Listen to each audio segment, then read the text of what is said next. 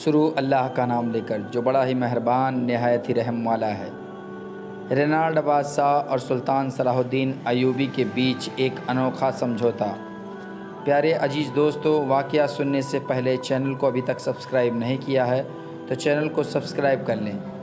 دوستوں، ایک دفعہ سلطان صلاح الدین ایوبی رحمۃ اللہ علیہ کو جاسوسوں نے خبر دی کہ سلطان معظم رینالڈ بادشاہ کے قبضے میں ایک ایسا مسلمان قبیلہ ہے جس میں جو بھی سپاہی شہید ہو تو رینالڈ بادشاہ کے سپاہی رینالڈ بادشاہ کے حکم کے مطابق شہیدوں کو دفن کرنے نہیں دیتا ہے بلکہ اسے جلا دیتا ہے۔ وہ کہتا ہے کہ اگر تم کو اس قبیلے میں رہنا ہے تو تمہیں ہماری روایت کے مطابق چلنا ہوگا۔ یہ سن کر سلطان صلاح الدین ایوبی بڑے پریشان ہوئے، کیونکہ اس سے پہلے سلطان صلاح الدین ایوبی نے رینالڈ بادشاہ کے ساتھ معاہدہ کر چکے تھے، جس کے مطابق بادشاہ اور سلطان معظم آپس میں جنگ نہیں کر سکتے تھے۔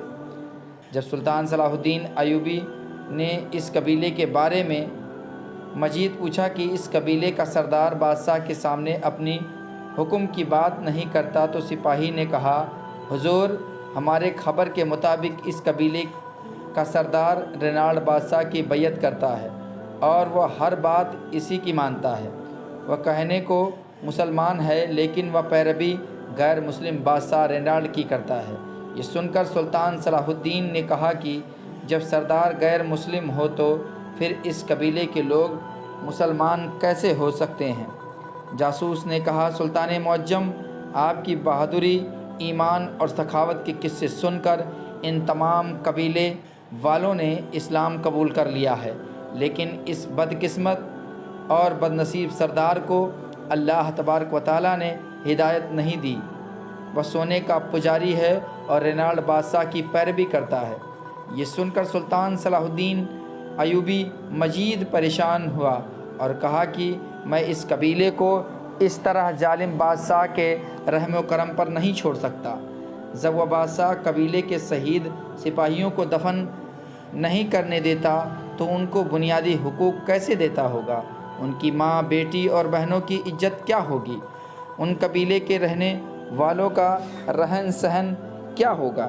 سلطان صلاح الدین ایوبی نے رینالڈ بادشاہ کو ایک خط لکھا جس میں سلطان معظم نے فرمایا، بے شک تمہارے میرے درمیان صلح کا معاہدہ ہو چکا ہے، لیکن مجھے خبر ملی ہے کہ وہ قبیلہ جس کے لوگ مسلمان ہیں لیکن اس کا سردار تمہاری پیروی کرتا ہے اور وہ لالچی انسان سونے کا پجاری ہے اور ہر بات تمہاری مانتا ہے، اور یہ لالچ تم نے اس سردار کو دے کر اپنی بربریت ابھی تک اس قبیلے پر جاری رکھی ہوئی ہے، اور میری معلومات کے مطابق اس قبیلے کے صحیح سپاہیوں کو تمہارے سپاہی دفن بھی نہیں کرنے دیتے بلکہ جلا دیتے ہیں۔ اگر تم نے یہ کام آج کے بعد نہیں روکا تو میں بھی بھول جاؤں گا کہ تمہارے اور میرے درمیان کوئی معاہدہ بھی ہوا تھا۔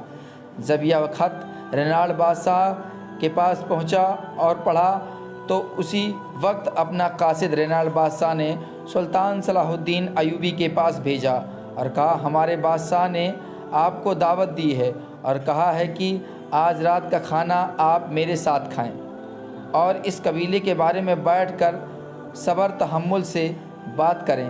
پہلے تو سلطان صلاح الدین ایوبی غصے سے لال ہو گئے کہ میں کیسے اس بدبخت بادشاہ کے ساتھ بیٹھ کر کھانا کھا سکتا ہوں جو اسلام کا سب سے بڑا دشمن ہے۔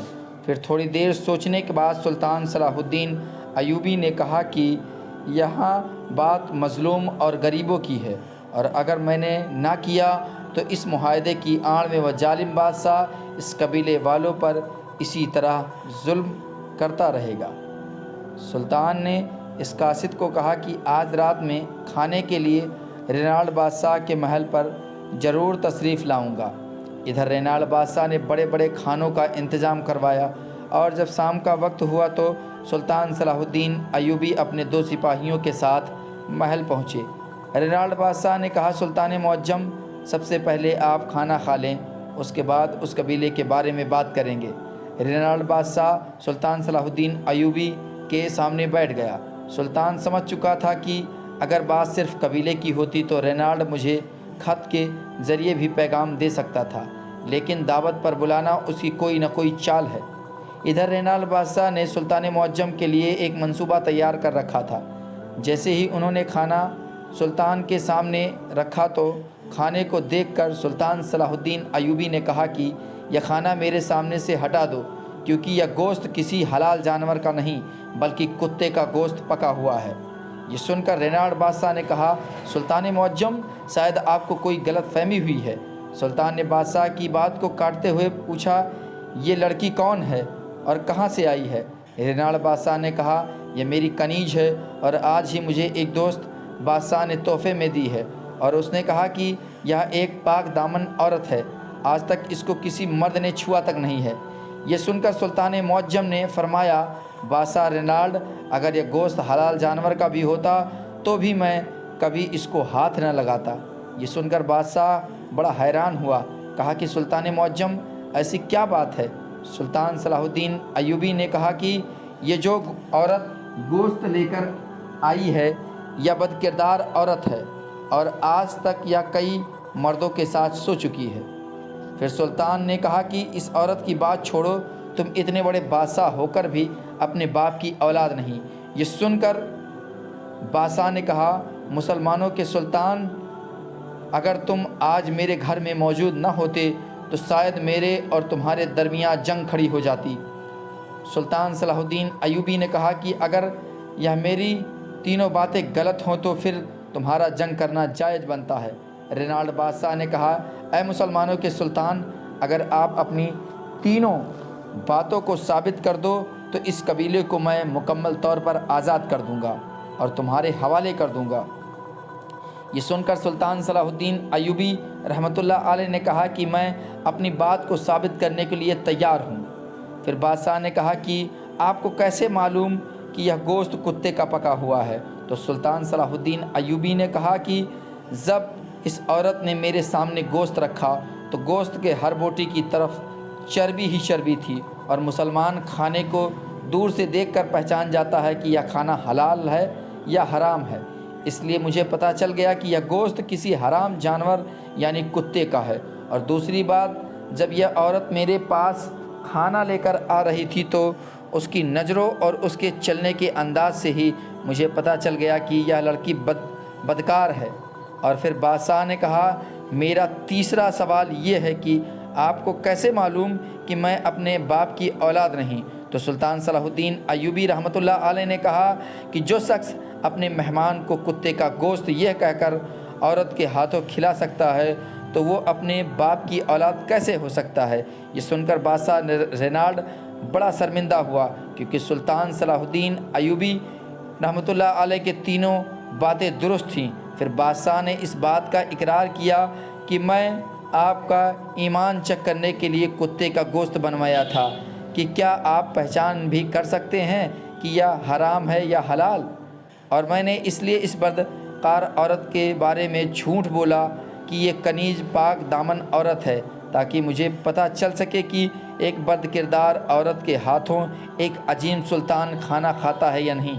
رینالڈ بادشاہ بڑا ہی شرمندہ ہوا اور اپنے وعدے کے مطابق قبیلہ آزاد کر دیا، اور سلطان صلاح الدین ایوبی رحمۃ اللہ علیہ نے اس قبیلے سے ہجرت کروا کر اپنی سلطنت میں جگہ دے دی۔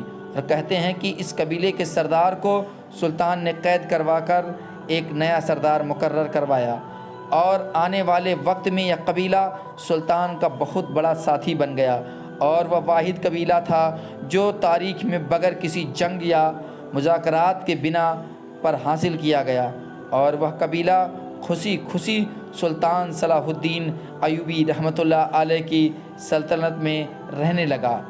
پیارے عزیز دوستوں، امید کرتا ہوں کہ آج کی یہ ویڈیو آپ کو پسند آئی ہوگی۔ ویڈیو پسند آئی ہو تو ویڈیو کو لائک کریں، دوستوں کو شیئر کریں۔ چینل کو ابھی تک سبسکرائب نہیں کیا ہے تو چینل کو سبسکرائب کر بیل آئیکن کو ضرور دبا لیں۔ اپنا خیال رکھیے گا، ملیں گے اگلے ویڈیو میں، تب تک کے لیے خدا حافظ۔